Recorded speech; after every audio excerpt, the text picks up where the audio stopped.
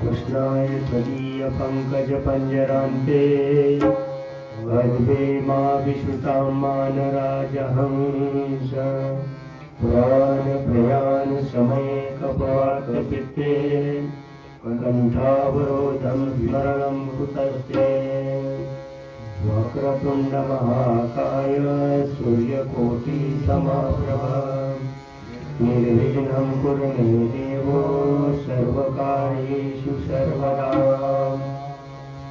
शुक्लां ब्रह्मविचारसारमाध्यात्मिनी जगद्व्यापिनी वीणा पुस्तकधारिणी ज्ञानान्धकार हस्ते स्फाटिकं मालिकं पद्मासने संस्थितां वन्दे त्वां परमेश्वरीं बुद्धिप्रदां शारदा नमोऽस्तुते गासविशालबुद्धे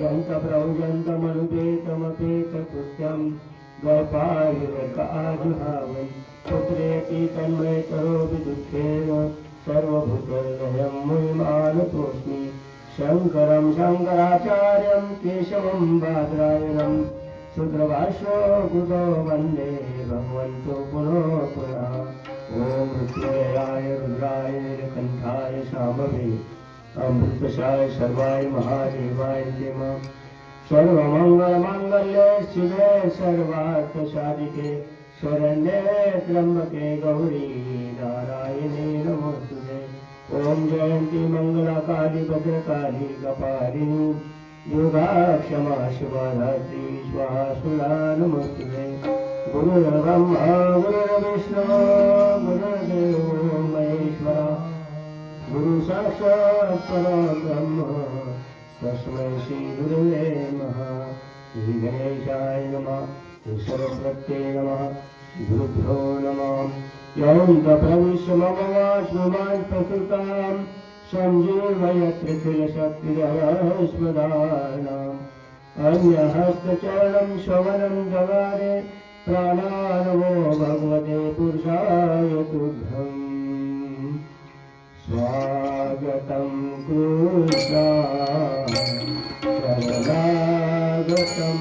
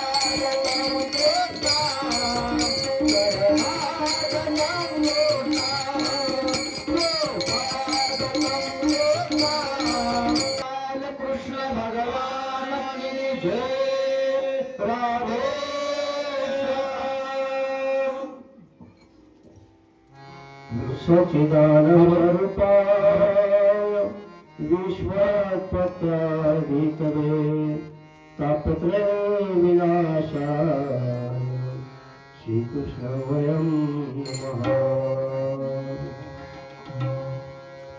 आनंदकंद परमात्मा त्याच्या कथेमध्ये तल्लीन असणारे सुखदेवजी महाराज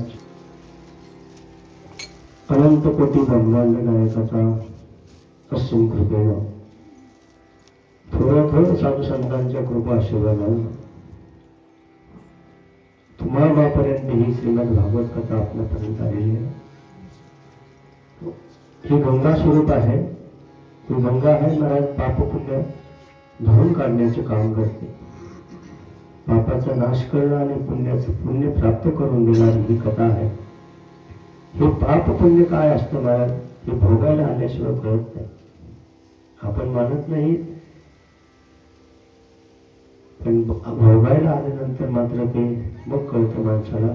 आपण ते केलं नसतं, तशी घडलं नसतं. या न्यायानं आपण हा भगवान परमात्म्याच्या चिंतनाचा, भगवान परमात्म्याच्या कृपा आशीर्वादानं श्रीमद भागवत कथा श्रवण करत आहोत. अधिक मासाच्या अगदी अंतिम शेवटच्या टप्प्यात, अंतिम टप्प्यामध्ये आपण असेल आहोत. आता उद्याचा शेवटचा दिवस असेल. आजचा आहे का उद्या? आजच आहे का? म्हणजे तरी आपण तिथे हो, उद्या असेल. आमुष्या उद्या आहे ना? पण उद्या शेवट आहे ना आमुष्या. उद्यापर्यंत चालतो बरं का तुकाराम महाराज. आमुष्या कधी लागली? आजची आमुष्याच नाही. का नाही त्याचं कारण सांगतो. हिंदू धर्मशास्त्रानुसार सूर्य आपल्याला दिवस कधी असतो माहितीये का? तिथी कधी लागते? सूर्य उदयाला जी तिथी असते ना, ती दुसऱ्या दिवशीच्या सूर्य उदयापर्यंत तीच तिथी मानली जाते. आज ज्यावेळेस सूर्य उगवला त्यावेळेस चतुर्दशी होते. म्हणजे आजच्या दिवसभरपर्यंत ती चतुर्दशीच आहे. उद्या अमावस्या आहे. शास्त्राप्रमाणे, हिंदू पंचांग शास्त्राप्रमाणे आपल्याला अमावस्या उद्या आहे. परंतु हे जे दुपारी 2ला लागणे, 3ला लागणे, त्याचाच परिणाम हा धोंड्याचा महिना आहे. तिथीचा क्षय होणं, तिथीचा क्षय, एखादी तिथी घटणं, कधी सप्तमी अष्टमी एकत्र येणं, ते असे 10 दिवसाचे 3 वर्षामध्ये गॅप पडतात. त्या गॅपात 34व्या वर्षी हे अधिक मास होतो. त्याच न्यायाने पण पवित्र महिना आहे.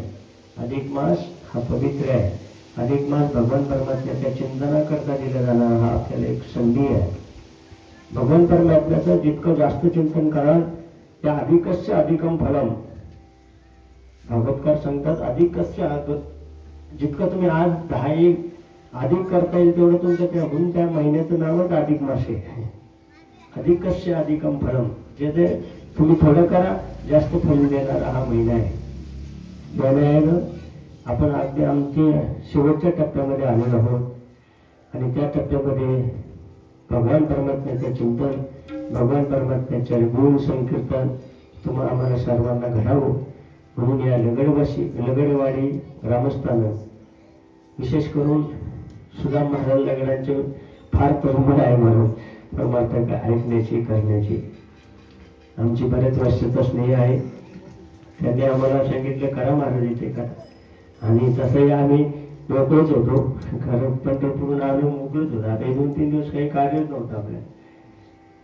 आम्हाला 2-3 दिवसात पाहुण्यांची धोंडे खायचे होते, पण नाही जमलं आम्हाला जायला पाहुण्यांकडे.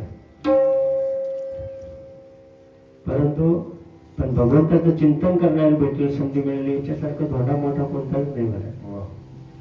याच्यापेक्षा कोणताच मोठा धोंडा नाही का भगवान परमात्म्याचं चिंतन करायला आपल्याला संधी प्राप्त झाली. आणि नाम महत्व काय आहे महाराज, याच्यामध्ये नामाचं चिंतन घडलं पाहिजे. नामचिंतन असे महाराज, या नामाच्या चिंतनानं भगवान परमात्मा सहज प्राप्त होतो. कारण कलियुगी उद्धार हरीच्या नामे. कलियुगामध्ये उद्धार होण्याकरता सगळ्यात सोपी साधना सांगितली.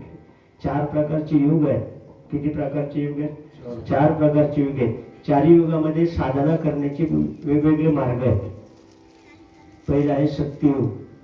सत्ययुग मध्ये त्याच्यामध्ये 4 प्रकारचे धर्म आहेत. धर्म, अर्थ, काम आणि मोक्ष. हे 4 प्रकारचे सत्य आहेत. पण ते 4 युगामध्ये सत्य असतं महाराज. त्यावेळेस पुण्य 100% आहे. किती पुण्य? 100%. त्याच्यानंतर युग येते महाराज, त्याचं नाव आहे त्रेतायुग. काय?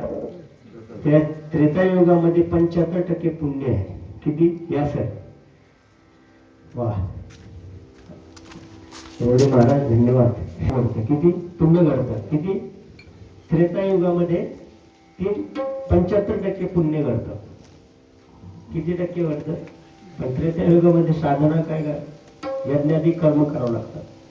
यज्ञादी कर्म केल्यानंतर 75% पुण्य प्राप्त होतं. त्याच्यानंतरचे युग येतं द्वापार युग. द्वापार युगामध्ये 50% पाप आणि 50% पुण्य आहे. किती? 50%. पण त्याच्यामध्ये सेवा आहे. सेवामध्ये, दास्यत्वामध्ये अर्जुनानं भगवान परमात्म्याची सेवा करावी, मग आपल्याला पुण्य प्राप्त होतं. द्रौपदीने भगवान परमात्म्याची सेवा करावी, मग सेवेचं फळ मात्र 50%. किती? 50%. म्हणून द्वापर युगामध्ये 50% पाप आणि 50% पुण्य आहे. आणि त्याच्यानंतरचं युग येतं, त्याचं नाव आहे कलियुग. ज्या युगामध्ये आपण सर्वजण आहोत, आता सध्या आपण ज्या युगात आहोत ना, त्याचं नाव आहे कलियुग. आणि या कलियुगामध्ये 25% पुण्य आहे आणि 75% पाप आहे. किती? 75%. पापाचं प्रमाण जास्त आहे मला, पण पापाचं प्रमाण जरी जास्त असलं ना, पण कलियुग आहे महाराज हा वैष्णव आहे.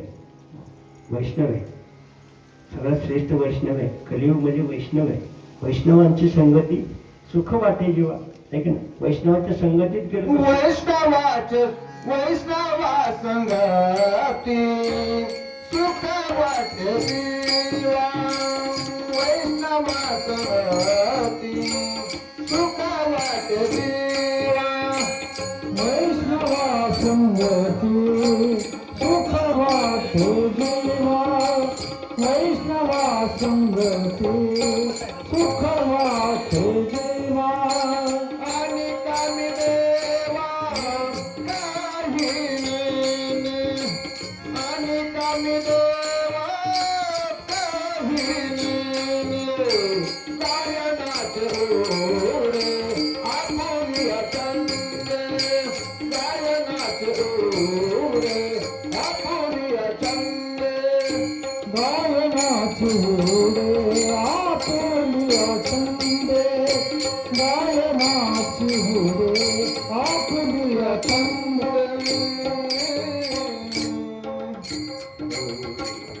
प्रत्येक युगामध्ये पुण्य करण्याची साधना वेगवेगळी आहे. प्रत्येक युगामध्ये पुण्य करण्याचं साधन वेगळं आहे. आणि कलियुगामध्ये सुद्धा पुण्य करणं अतिशय सहज आणि सोपी साधना दिली महाराज.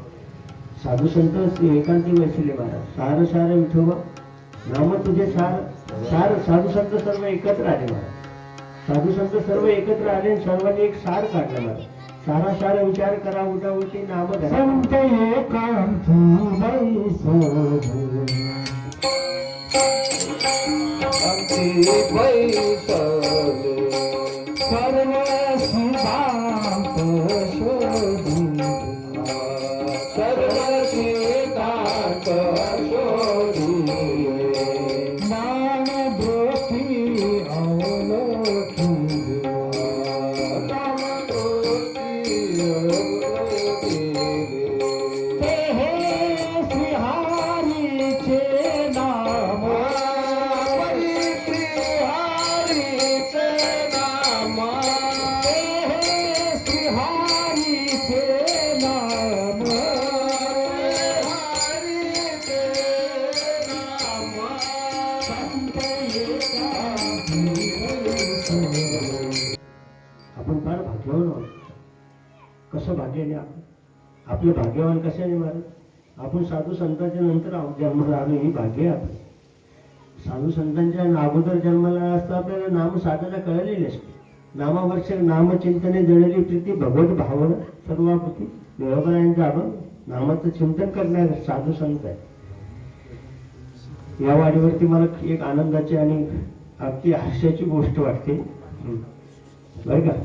इथे तुमचं थोडं कौतुक करू केलं तर राग नाही का म्हणून, नाही तर तुम्ही म्हणता ना कौतुक केलं तर महाराज. पण काय, जी गोष्ट चांगली नाही त्याला चांगल्याला चांगलं म्हणता आलं पाहिजे आपल्याला. आपल्याला काय होतं, चांगल्याला चांगलं म्हणता येत नाही महाराज. आपण चांगल्याला वागलं म्हणतो, वागलेलं चांगलं म्हणतो, म्हणून तो समाज आपला पिछाडीवरती. या वाडीवरती आम्ही पाहिलं, आज 3रा दिवस आहे. आलो महाराज, आल्यापासून तुमच्या स्नेहानं आलो आम्ही इथपर्यंत. आणि इथं आल्यानंतर एक आनंदाचा आणि मनाला हेलकावं देणारी घटना पाहिजे महाराज. इथे हरिपाठ होतं आणि त्या हरिपाठामध्ये हे असे लहान लहान गच्चे म्हणतात महाराज. असं हरिपाठ. अहो ह्या मुलांनी जर आज हरिपाठ केला ना तर 100 रुपयाच्या स्टॅम्पवर लिहून देतो महाराज. तुमच्या घराचे संस्कार बदलल्याशिवाय राहणार नाही. फक्त तुम्ही त्यांना हरिपाठ म्हणायला शिकवा, जेणेकरून भगवान परमात्म्याच्या चिंतनात तुम्ही त्यांना वळवा. त्या चिंतनानं तुमच्या जीवनाचं नाही, तुमचं जीवन ही लगडवाडी कुठेतरी चांगल्याच उंच स्थानापर्यंत जाईल. आता त्याच गोष्टीची कमतरता आहे महाराज. म्हणजे हा? अहो ते संस्कार आहेत ना, पण हे संस्काराने गेले ना ते तुमच्या गावाची लगडवाडीची उंची वाढवून टाकते मला. लगडवाडी तुमची वेगळी दिसेल बरं का. लगडवाडी वेगळी दिसेल कशामुळं? तुमच्या गावामध्ये तुमच्या वाडीमध्ये असे काही महात्मे जन्माला येतील. तुमच्या वाडीमध्ये तुमच्यातलाच मुलगा एखादा चांगला कीर्तनकार घडेल, एखादा हरिपाठ चांगलं गायन घडेल. पण हे जर घडलं ना तर तुमच्या लगडवाडीच्या गावाचं भूषण होईल. काय होईल? म्हणून हरिपाठ चिंतन करा, नामाची साधना करा. मी अगोदर काय सांगितलं, कलियुगामध्ये सगळ्यात 75% पाप आहे, 25%च पुण्य आहे. किती टक्के? 25%. तुम्ही बघा, तुम्हाला 75% पाप जाणवत. आता पाप कशाला म्हणायचं, पुण्य कशाला म्हणायचं, मी तुमचं 2 मिनिटं घेतो जाता. अजून माझ्या विषयाला मी प्रवेशच नाही केला.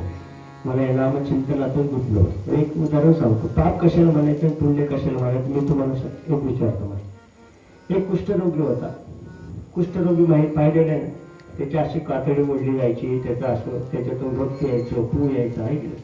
म्हणजे त्याच्या शरीराला असं आपसलं जायचं, म्हणजे असं ओढलं जायचं, त्याचं ओढलं जायचं शरीर. मग काय कर महाराज, अशाच मारुतीच्या मंदिरामध्ये बसलेला होता. एक सदग्रस्त आला मारुतीच्या मंदिरामध्ये दर्शन घेण्याकरता. मारुतीचं दर्शन घेतलं आणि त्याचे पाहिलं तर त्याच्या शरीराची जी यातना पाहून, त्याच्या शरीराची ओढताण पाहून त्याला थोडंसं वाटलं की प्रेम, म्हणजे त्याच्या अंतःकरणामध्ये दया उत्पन्न झाली. कशामुळं?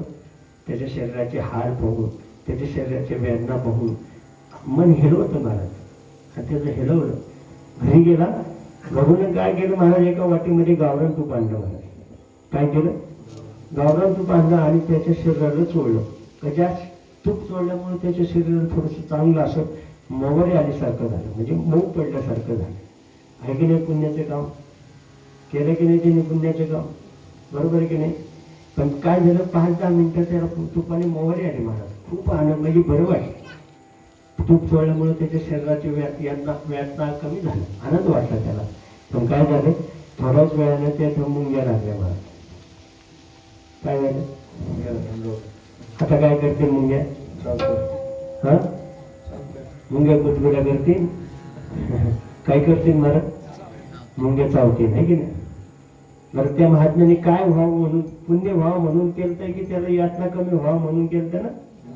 त्याचं अंतकरण, त्या महात्म्याचं अंतकरण काय होतं की याला यातना कमी व्हाव्यात, याच्यापासून याला चांगलं थोडं सुख प्राप्त व्हावं म्हणून त्याने तूप चोळलं ना. बरोबर की नाही? आणि तूप चोळलं महाराज, त्याने तूप चोळलं, पण त्या तुपाला लागल्या मुंग्या. काय झालं? मुंग्या झाल्या ना, त्याला डबल यातना होऊ लागल्या महाराज. पहिल्या ते यातना होत्यातच, अगोदर त्या मुंग्या त्याला चावू लागल्या. चावल्यानंतर त्याला अजूनच, म्हणजे त्याला ते तूप नसतं लावलं तर बरं वाटलं असतं महाराज. असं त्याचं अंतकरण होऊ लागलं. पण तिथे अजून एक थोडासा चांगला सज्जन ग्रस्त आला, चांगला आला महाराज. पण ते काय केलं महाराज, रस्त्यावर येताना त्याने ऊस मोडला लोकांच्या वावरातला. आपल्या वावरातला नाही, शेजाऱ्याच्या वावरातला तो ऊस तोडला आणि ऊस खात खात खात खात मंदिरापर्यंत आला. मंदिरापर्यंत आला आणि म्हणलं, हे काय दलिंदर पडलं म्हणलं, त्याला मरतच नाही म्हणलं, इतके त्याच्या, म्हणजे तो तीक्ष्णतेने पाहिलं. आपण त्यांनी एक काम केलं, ऊस खायचा आणि चुट्टी त्याच्या अंगावर टाकायचा. काय करायचं? ऊस खायचा आणि चुट्टी त्याच्या अंगावर टाकायचा. चुट्टी काय व्हायची, त्याच्या अंगावरून घडवायची आणि साईडला जाऊन पडायची, कडेने जाऊन पडायची. थोड्या वेळाने काय केलं महाराज, त्या मुंग्याने त्या चित्ताग्रह मोर्चा बनवला. काय झालं? हा, म्हणजे त्याची यातना कमी झाले का वाढले? मग आता मला सांगा, तूप चोळणारा पुण्य झालं का ऊस खाऊन सुट्ट्या टाकणारा पुण्य झालं? कोणाला पुण्य झालं? हा, असं आहे. ही पाप पुण्याची व्याख्याच अशी आहे. पण तुकोबारायांनी एक प्रमाण दिलं. तुकोबाने पाप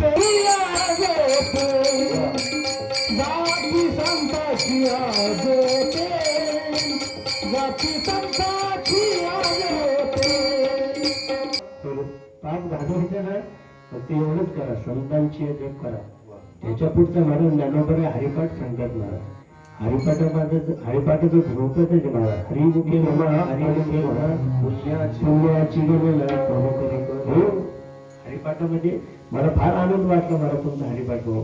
कारण आता गावोगावी हे पाहायलाच नाही भेटत. आम्ही बरेच फिरस्ते महाराज, आम्ही काय रोज एक गाव फिरणारे माणसं आहेत, पण आम्हाला असं चित्र नाही पाहायला भेटतं. तुमच्या गावात जो म्हणजे वाडीमध्ये, वाडी छोटीच असते मला, वाडी फार छोटी आहे, परंतु त्याचे असे 4 संस्कारी मुलं तयार झाले ना, वाडीचा चेहरा मोहरा बदलून जाईल मला. उलट आपला मुलगा हरिपाठाला जर गेला ना, अजून सांगू का थोडंसं वाईट सांगतो मला. तुम्ही म्हणता वाईट म्हणजे मी पाहिल्याशिवाय काय करणार नाही. आपला धर्म आहे ना, आपल्या धर्मामध्ये आणि मुस्लिम धर्मामधला फरक सांगतो मी तुम्हाला. मुस्लिम धर्म आहे ना, आता आम्ही मुस्लिम, आमच्या घराशेजारी म्हणजे आमच्या एरियातच मुस्लिम राहतात. मुस्लिमांच्या मशिदीमध्ये 5 टाइम नमाज पडली जाते. बरं, किती? 5 वेळा नमाज पडली जाते. पण नमाज पडण्याला समजा जो एखादा असा नवीन मुलगा आहे, तो नमाजीला जात असतो आणि त्या मशिदीमध्ये ना एक आपण जसं पुजारी ठेवतो ना, तसं ते मौलाना ठेवतात. काय करतात? त्याने त्या मशिदीची देखभाल करणं, त्याचं त्यानं 5 वेळ जे त्यांचे वेळ आहे त्या वेळेत त्याने ते नामचिंतन, त्याच्या पद्धतीने नामचिंतन करायचं. त्याचं ते कर्म आहे, त्याला पगार देतात, समाज त्याला पगार देतो. जसं आपल्या मंदिरामध्ये पण पुजारी ठेवतो तेल रूप लावण्यासाठी, तसं तो मौलाना आहे. तो काय करतो, समजा एखादा मुलगा जर नियमाने येणार आहे आणि तो जर आज आला नाही का, दुपारच्या नमाजला आला नाही, संध्याकाळी घरी जातो. काय करतो? संध्याकाळी घरी जातो आणि घरी जाऊन विचारतो, काय बच्चा आज क्यों नहीं आया रे नमाज को? म्हणजे वाईट आहे का चांगलं आहे त्यांच्या दृष्टीने? पण आपल्या दृष्टीने असं आहे, आपला मुलगा जर देवळात यायला लागला ना, त्याला येण्याचे बंद करायचे मार्ग आपण करतो. आपला मुलगा जर मंदिरात हरिपाठाला आला, चिंतन करायला, नामचिंतन करायला आला ना, त्याला येण्याच्या बंद याच्यावरती पर्याय केला जातो. मला यांनी आलंच नाही पाहिजे. म्हणून हा समाजाचा समाजामधला फरक आहे. आपले मुलं घडवा, संस्कारी घडा, सुसंस्कारी घडवा, पण ते कशाने घडतील महाराज? असं आहे महाराज, ज्ञानोबर आहे हे तर वडील जे जे करते त्या नाम धर्म ठेवते. वडील म्हणजे थोरले, वडील म्हणजे बापाने जे जे केलं ना तो मुलगा करेल ना मला. पण कधी नामचिंतन वडिलांनी केलं पाहिजे. आपल्या वडिलांनी सुद्धा आपले आईबाप सांभाळले पाहिजे. वडिलांनी जर आपले आईबाप सांभाळले नाही तर तुमच्या मुलांनी तुम्हाला सांभाळायची अपेक्षा का करता का? थोडस वाईट बोलू का? पण वस्तुस्थिती महाराज काय, वस्तुस्थिती असं आहे, या मृत्यू लोकांमध्ये मी तुम्हाला सांगितलं की 25% पुण्य आहे आणि 75% पाप आहे. मग वस्तुस्थितीला धरून काढणं परमार्थ. आपल्याला पुण्य प्राप्त करायचं, आपल्याला देवानं हात देणार ते भगवान परमात्म्याच्या चिंतनाकरताच दिलेलं आहे. नामचिंतन घडलंच पाहिजे. नामचिंतन जर घडत असेल तर आपण मग ते जन्माला आला ह्याला पुढचं मी नाही म्हणत, तुम्हीच म्हणा. जर तुमच्याकडनं नामचिंतन घडत नसेल, जर तुमचं भगवान परमात्म्याचं चिंतन घडत नसेल तर जन्माला आला ह्याला तसंच होतं महाराज. जन्माची सार्थकता करा, जन्माची सार्थकता का मानव देह अल्लाह ने तुझ दिया, मानव देह अल्लाह ने तुझ दिया, खाया पिया सुख सोया, नाथ जमान सोया, खाया पिया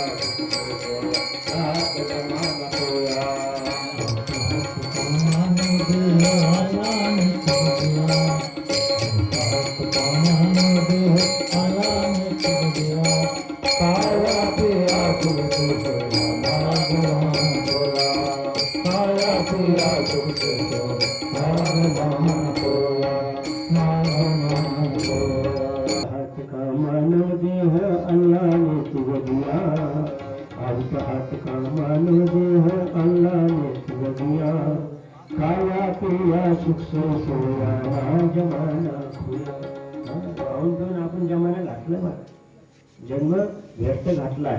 पण हरिपाठ करा, नामचिंतन करा. दुःख म्हणे जन्मा आल्याचे सार्थक, दुःख म्हणे जन्मा आल्याचे सार्थक, तुका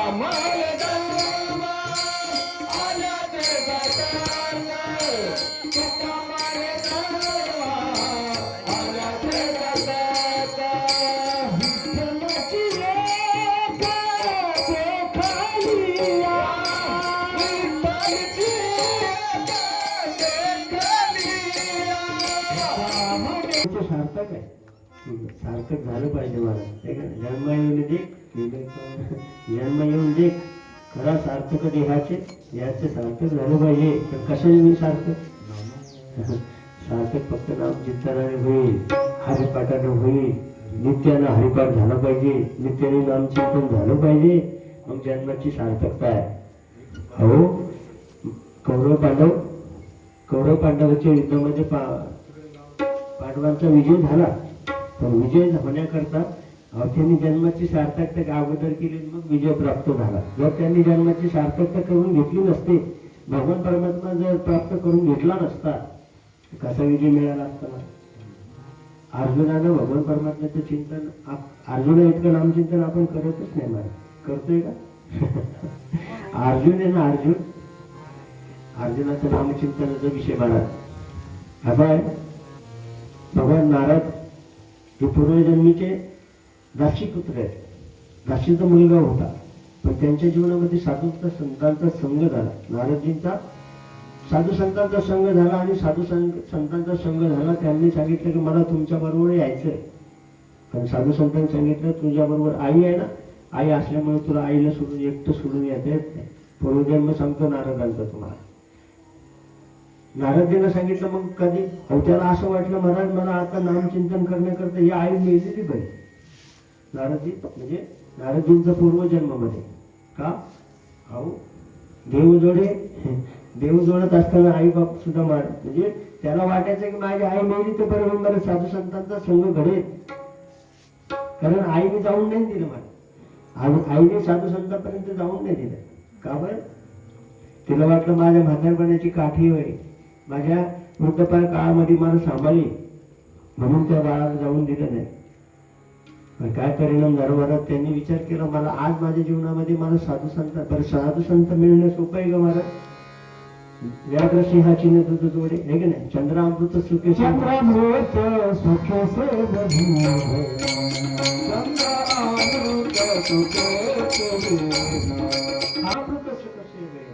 असता जाता रवी बाह्य हेळा सागर तरमे, तरी त्या साधूची भेटी न होईल का? थोडं दुर्लभ असणारे संत आहे आपल्या, दुर्लभ संत आहे. आणि त्या बाळाला संत भेटले होते, परंतु संत भेटले, परंतु आईने त्यांना जाण्याकरता मनाई केली. आईचं सांभाळण्याकरता साधूने सांगितलं की काय करणार? फक्त नामाची साधना कर, नामचिंतन कर. ओम नमो भगवते वासुदेवाय नमः, ओम नमो भगवते वासुदेवाय नमः, हे चिंतन कर. चिंतन करता करता महाराज त्याचा तो देह पडला महाराज. आई तर मेली महाराज. आई मेल्यानंतर मग त्यांना कळालं खरे आईची किंमत कळाली. मग सावत्र आई असते किंवा शेजारची म्हातारी असते महाराज. काय करते महाराज? शेजारची म्हातारी म्हणते महाराज बाळा तुझ्या आई सारखीच आहे मी, है की नाही? मी तुझ्या आई सारखीच आहे, आई सारखीच आहे. पण खरी आई आणि खोटी आईचा मधला फरक सांगतो मला. खरी आई आहे ना ती खोटं बोलायची पण खरं काम करायची. काय करायचे? खोटं बोलायची पण खरं काम करायचे. एवढं काम कर मग तुला भाकरी देते असं नाही व्हायचं. अगोदर खा आणि नंतर काम कर. ती खरी आहे. आणि खोटी आहे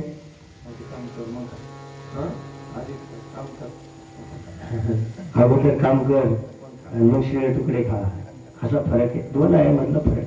नारदजींना महाराज वाटलं की आई मोठं, आई मेली महाराज, आणि मग त्यांना कळालं खऱ्या आईची किंमत. त्या बाळाला खऱ्या आईची किंमत कळाली. मग त्यांचा तो देह सुटला आणि दुसरा जन्म त्यांना प्राप्त झाला.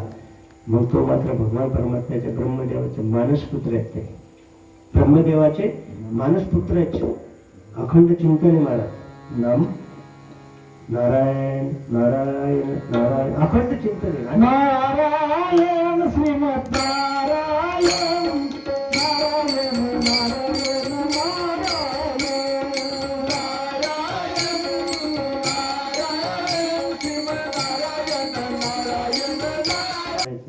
आणि एवढं नाम चिंतन केलं महाराज. भगवान परमात्म्याचा अतिशय लाडका भक्त झाला. भगवान परमात्म्याला चिंतन केलं महाराज. चिंतनाने भगवान परमात्म्याच्या स्वरूपापर्यंत गेले. आणि भगवान परमात्म्याचा विनय घेऊन तिन्ही लोकात जाऊ शकतो. सत्यलोक, ब्रह्मलोक, वैकुंठाला, कैलासाला, जेव्हा जिकडे वाटेल तिकडे जाण्याचा त्यांना अधिकार प्राप्त झाला. का बरं? नाम चिंतन घडलं ना आणि नामचिंतनाचा परिणाम होतो महाराज. नामचिंतनाचा परिणाम झाला, त्यांच्यावरती परिणाम झाला, ते भगवान परमात्म्याच्या चिंतनातच गुंतून गेले महाराज. पण त्याच्या पुढचं सांगतो महाराज, एवढं नामचिंतनाचं प्रगट त्यांनी केलं महाराज, पण अर्जुनापेक्षा कमीच आहे. अर्जुनानं सुद्धा नामचिंतन केलंय महाराज. पण अर्जुनाच्या नामचिंतनामध्ये आणि नारदाच्या नामचिंतनामध्ये थोडासा फरक आहे. कसा फरक आहे ते सांगतो तुम्हाला. भगवान परमात्म्याच्या द्वारकेमध्ये अर्जुन गेला आणि अर्जुनाला स्नान झालं आणि अर्जुनाचे केस डोकं मांडीवरती, भगवान परमात्म्याच्या मांडीवरती डोकं ठेवलं आणि भगवान परमात्मा त्याचे केस सुकवते. कोणाचे? अर्जुनाचे डोकं मांडीवर घेतलं आणि त्याचे केस सुकवत होता. आणि नारदीचं आगमन झालं. नारदीचं आगमन झाल्याबरोबर जेव्हा हे काय चाललं, बोलू नको, कोण म्हणते? देव सांगतो नारदाला बोलू नको, अर्जुन झोपलाय. कोणाला सांगतोय? ज्याचे मी 24 घंटे ज्याचं भगवान परमात्म्याचं चिंतन चाललंय ना, ज्यांचं चिंतन चाललंय ना, ज्याचं चिंतन करतो ते चिंतन आपला असणारा, श्रद्धास्थान असणारा, आपला विश्वास असणारा जो देव आहे, तो अर्जुनाचे केस सुकवतोय. हे दृश्य पाहिलं नारदाने. नारद म्हणजे हे बोलू नको देवा, नाराजी बोलू नको, अर्जुन झोपलाय. मग हे देवा हे शोधतं का तुम्हाला? बोलू नको, चुप. देवाने गप्पच होतो. थोड्या वेळ काय झालं महाराज, थोड्या वेळाने भगवान परमात्मा इकडे नारद, तिकडे अर्जुनाचं डोकं तुझ्या मांडीवरती घे, खोलीमध्ये बंद खोलीमध्ये बसलेले आहेत, तुझं डोकं घेऊन माझ्या अर्जुनाचे केस सुकव, मला थोडं काम आहे तेवढं मी काम करून येतो. नारदांच्या मांडीवरती अर्जुनाचं डोकं ठेवलं, भगवान परमात्मा बाहेर निघून गेले खोलीचा